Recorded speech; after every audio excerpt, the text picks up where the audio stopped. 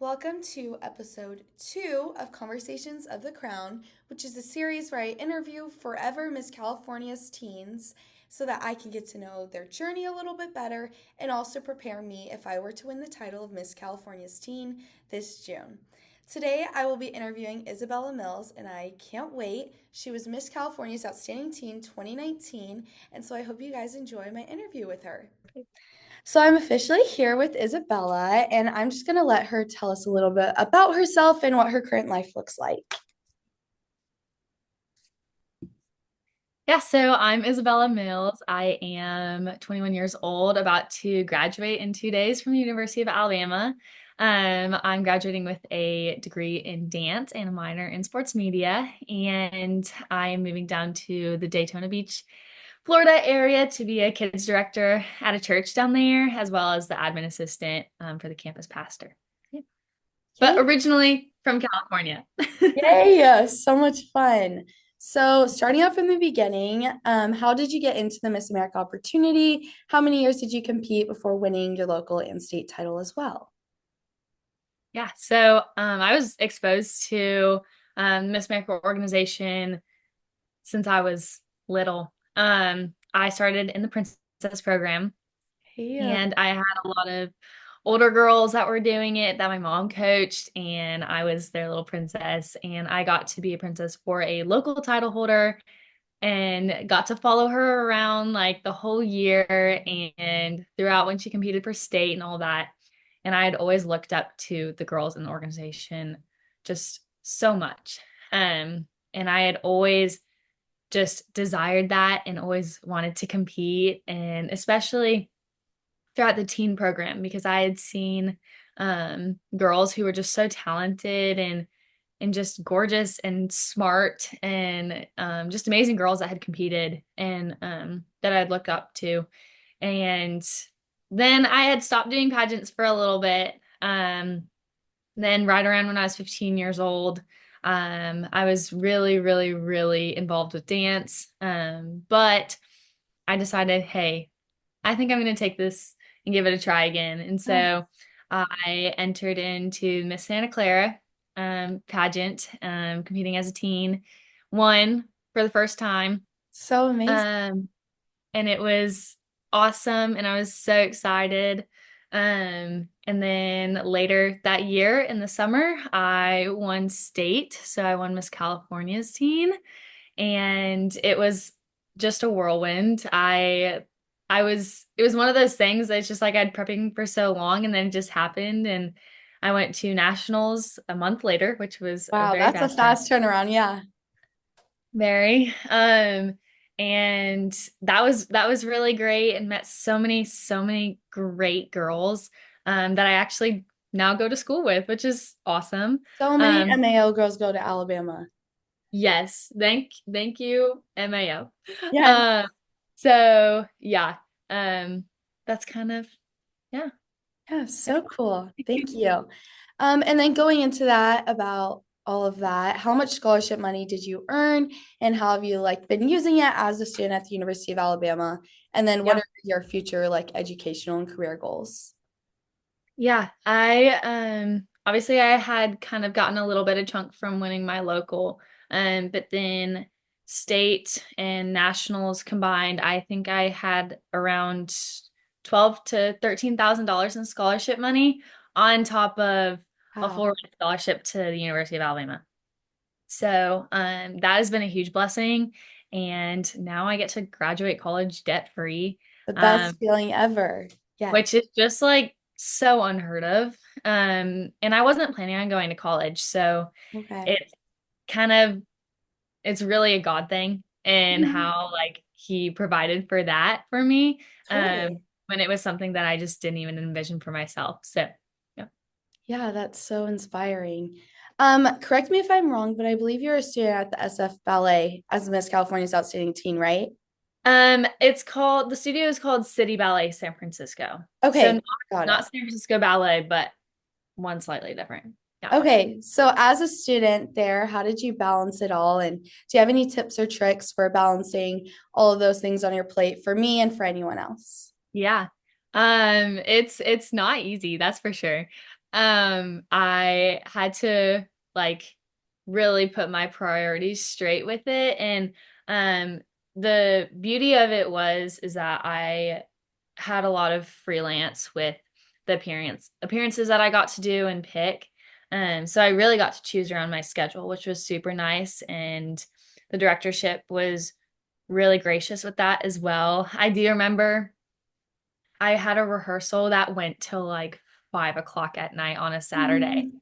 And the Miss Sonoma County pageant was happening later that night. And I was performing like right after the opening number. That's when I was scheduled to go. So I left rehearsal, like ran, got in the car, drove an hour north, got out, rolled my shoes on, like and then got on stage. And so I got to balance it pretty well. And honestly, it really served me as just a person as like balancing two different things and two different livelihoods almost, which was really really great, honestly, because it's like you have school and dance and so much going on. And then I got to go wear my crown and just like Live many different lives. Yes, yes, yes. So I enjoyed it a lot. That it was a lot of running around it sometimes. totally. And then could you tell me a little bit about your community service initiative? And then what was the most impactful thing that you did during your year with the title for your CSI? Yeah.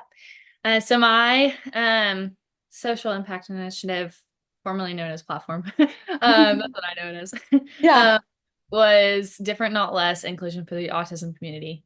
I grew up with a brother who has autism, and that I saw how that impacted him greatly over his life, how it impacted my parents and myself. And not only that, I saw how people treated him.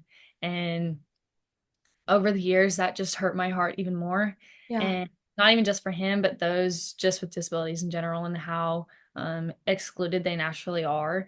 And yeah, so that was part of my platform and what I encouraged. So I would go to schools and teach kids like, look, like it doesn't matter how you were born, where you come from, what your socioeconomic background is, what you look like, anything.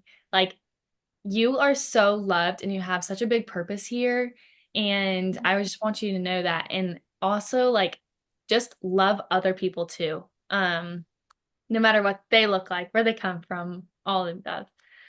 So yeah, I think going to schools and talking to kids was the most important thing for me because those are the most formative years of a child. And so that's usually the most important time to teach them about those things. And now as they're getting older. So inspiring. Wow. So also just kind of shifting from that, I know you or dance and everything, but could you go a little bit more into your talent and what was the preparation like that for Miss America's Outstanding Teen? Yeah.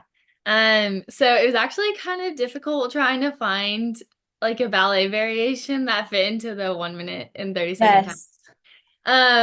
And I wanted to stay in the very classical realm. So I did a variation from La Esmeralda.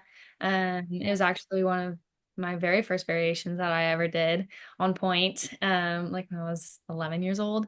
So it was really cool to bring it back, but just kind of change some things a little bit. Mhm. Um, and that really showed, I think, who I was as a person because I wanted to stay classical because that's what I had dedicated myself to for so long was ballet. And so I got to bring my tambourine on stage. Yes. Um, and people whenever people tell me like, oh, you already have a talent, it's like actually like talent was always the most nerve-wracking part for Yeah, me in competing because it like meant so much to me that a simple little like mistake or trip or fall like it's the worst feeling ever. it sucks like and so um yeah, that was always like the hardest competing was talent. But people would be like, "Oh, it looks so easy for you." And I'm like, "It just doesn't feel Definitely not. Yeah. Yeah. Yeah. That's one of my favorite variations. So I love Really? that you did that. Yeah. Yes. It's fun. It's fun. Yeah. So What was your favorite memory and slash or appearance as Miss California's outstanding teen? hmm Uh, yeah. So honestly, going to nationals was one of the best times as like a title holder. Um, the unfortunate part about my reign is that COVID happened mid Yeah, reign. Luckily, I got to hold it for 2 years, but yeah, I just wasn't able to do nearly as many appearances. Um, kind of after that. yeah, Uh, but going to nationals and that being so directly after winning state was so, so cool. And one of my best friends who I actually had known in elementary school, she won that year, Peyton May. yeah. I had lived in Washington up until I was like 13 years old.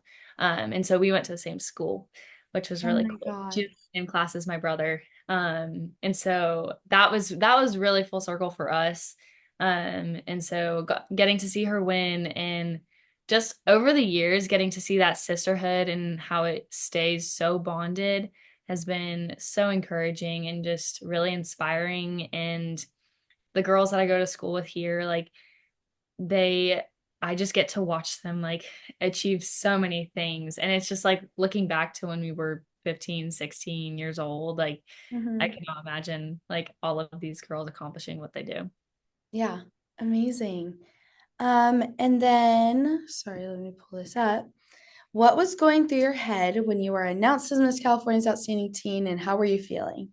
Yeah. It was gosh, literally unbelievable. I honestly I don't think I was really even thinking. Like I remember standing there in the top 5 and just I saw where my parents were sitting and they always sit in the middle of the Mhm. auditorium, like dead center. And so I just kind of was looking at them pretty much the whole time and just smiling and feeling really grateful for the fact that I was up there. And actually kind of prior to that, I remember coming off stage from onstage question and just feeling like I had done it. I was like, you know what? I left it all out there. I don't care what happens next. Like and so then I remember standing there with Carissa Dole, who's just an amazing human, and it was really one of those things where it was like it could be either of us. Like she's so amazing, and I know she would do so well. And um, I didn't expect it. I was kind of like, I don't know where this is gonna go, and then it was just one of those things where I just blanked, to be Yeah, honest. Like I that whole night, the rest of it was just a blur.